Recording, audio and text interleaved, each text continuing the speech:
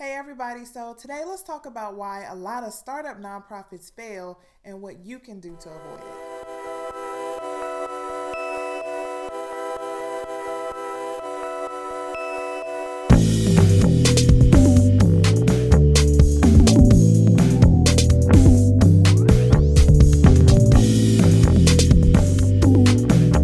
Hey everybody, so my name is Tiffany. I created a business called Boss on a Budget to help new and small nonprofits get up and running. And I want to talk to you today about failure. So I don't want to be a negative Nancy, but we have to talk reality. We got to be real with one another, okay? We have to talk about why a lot of people have a vision, they get started, and then they crash and burn, usually into about year three. So this is what I typically see. People have a great idea or they're inspired by something that happens in their personal life. They have an idea they want to get started. They talk to their family and their friends about doing this nonprofit. They go take it upon themselves, do the paperwork, get started, try to get work done, try to fundraise, put all of their personal money into it. Come year three, they probably have cussed out all of their board members. They've spent all of their money and they are burnt out. And they're literally saying, I can't do this on my own anymore. The good news is you don't have to stay there. You can turn that around and you can use that as a lesson. But I want to also just educate people who haven't gotten there yet. Maybe you're in year one, maybe you haven't even got it started, and you want to know what to avoid. What are the pitfalls? What are the landmines to avoid? So today I want to talk about what you should pay attention to as a nonprofit and roads you just don't want to go down, okay? So the first thing you need to know is that if you're going to have any kind of business, whether it's nonprofit or for profit, you have to have some kind of plan. Now, you can call it a business plan, you can call it a strategic plan, whatever you call it. You need to have a plan for how you want to get to point A to point B.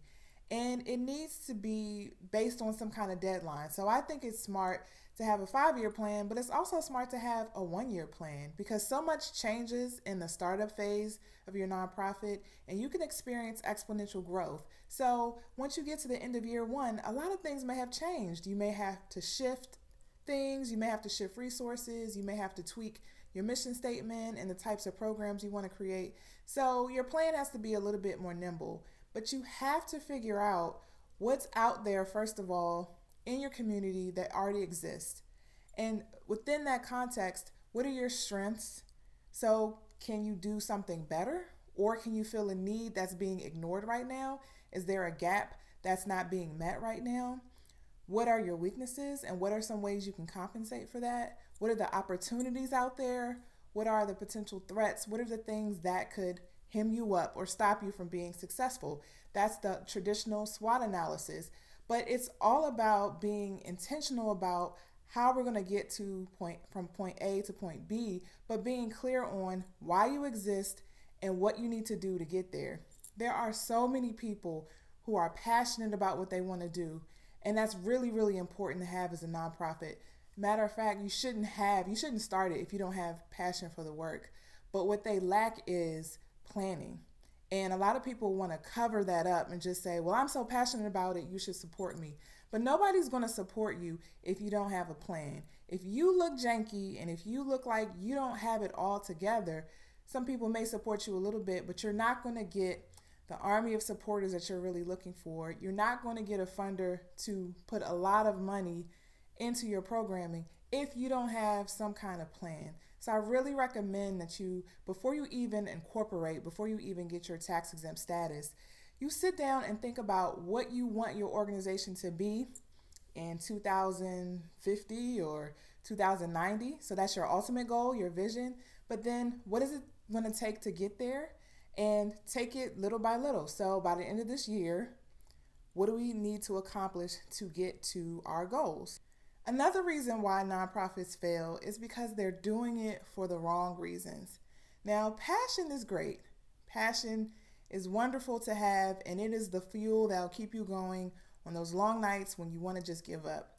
But a lot of times, people start their nonprofits really for selfish reasons. And it could be a good selfish. I don't even know if that makes sense to you, but a good selfish is I had someone in my family who passed away from a certain disease. So when I was going through it, it really helped me to have a teddy bear at night to comfort me when I was sad, right? And so now I want to make teddy bears for people who are grieving. Well, the first thing is somebody might be doing something similar, or that may not even be a need, or there may not even be a really big demand for it. Or someone says, well, my grandmother taught me how to make jam, and I think that's an important skill to have. So I'm going to have a program all about making jam for kids. So if I called you out, trust me, I don't know who you are. I'm just coming up with examples. So if making jam is not going to help anybody, it just makes you feel better, don't start a nonprofit. Just have a jam making group, set up a meetup, and every month you guys come together to make jam. But don't go through all the motions of filing paperwork.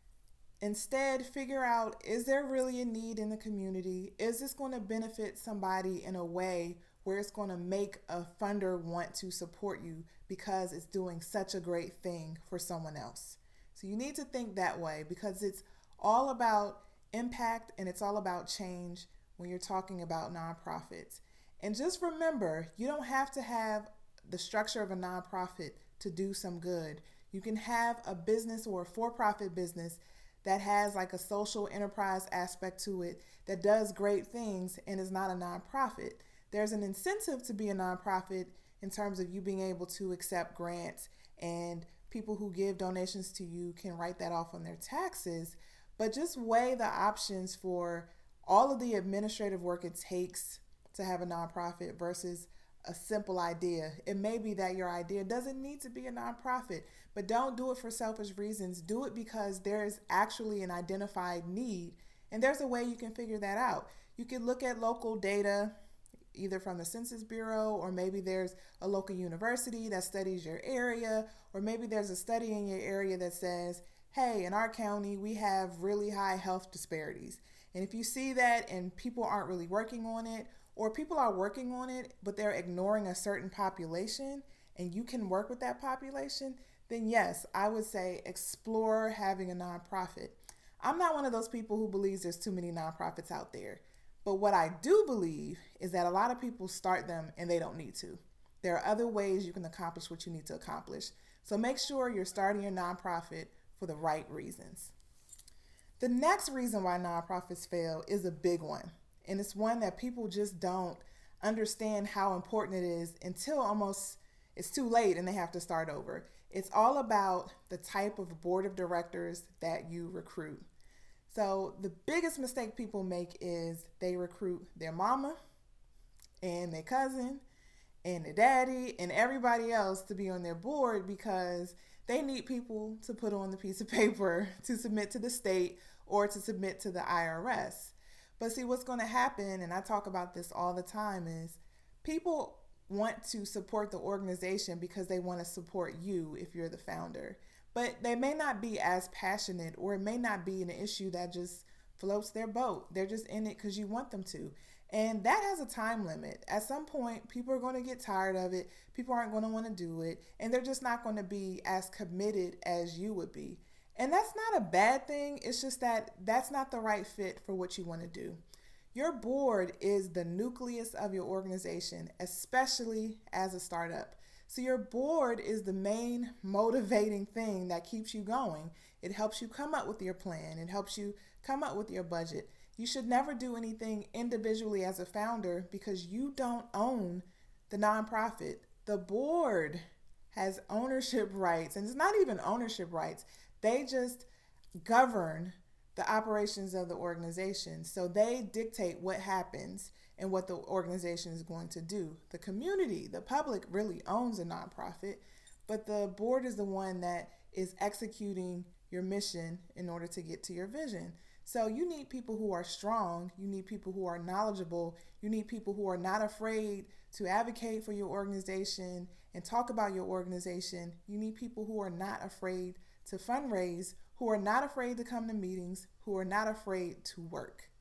But if you recruit and keep your family and friends, I'm completely understanding that in the beginning, that's all you got. But at some point, you got to get to expanding your network so you can go beyond what you already know. If you need help recruiting a good board of directors, below in the description box, I have a link to a board recruitment toolbox that I created that can give you some guidance, and it has some sample sheets like a board member agreement, a recruitment spreadsheet, all of that kind of stuff to help you recruit your board members. The fourth reason why nonprofits fail is because they don't talk enough about what they do.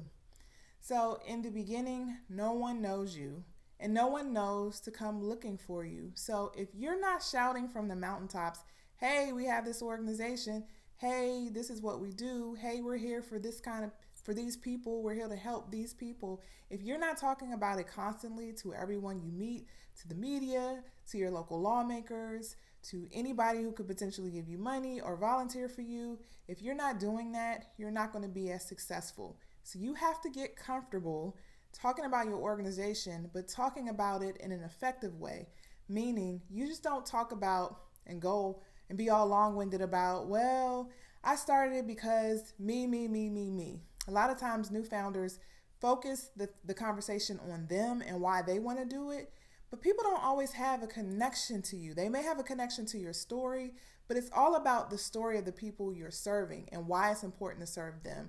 So instead of putting the attention on you, put the attention on the people who will be better because you exist. Because people then are going to make that connection. Wow, that is a need. It's so great that you're doing that because no one else is doing that. So if someone can agree with you and say, oh man, we should be paying attention to that more, that's how you get people in. That's how you talk about what you're doing, and that's how you get supporters. Don't just focus it on yourself. Don't say I, me. Make it about the people you're serving and help them care about the issue, not just about you. The last reason why startup nonprofits fail is because of lack of knowledge. Lack of knowledge, people perish. I think I'm getting that scripture right, but it's so true. If you don't have the knowledge that you need to be successful, then you're going to have a lot of bumps along the way. And if you're not open to advice, if you're not open to mentorship, it's going to be a long road. Let me just tell you, there are places where you can get resources, but there aren't a lot of places where you can get resources specifically for startups. And let's just be real, for people who are in Black communities or underserved communities, there is not a lot of knowledge specific to those communities. But you have me and other people, other small consultants like me who can help you. But you have to be open to learning. You have to seek out knowledge. You have to seek out mentorship because this is not going to be an easy road. So make sure you join Facebook groups on nonprofits, Facebook groups on grant writing. Make sure you seek out mentors or people who are running their own nonprofits and learn from them. Make sure you read blogs about how to start nonprofits, how to do digital marketing, how to do communications, how to fundraise. It's important for you to grow that way because as you grow, you make your board stronger and you make your overall organization stronger.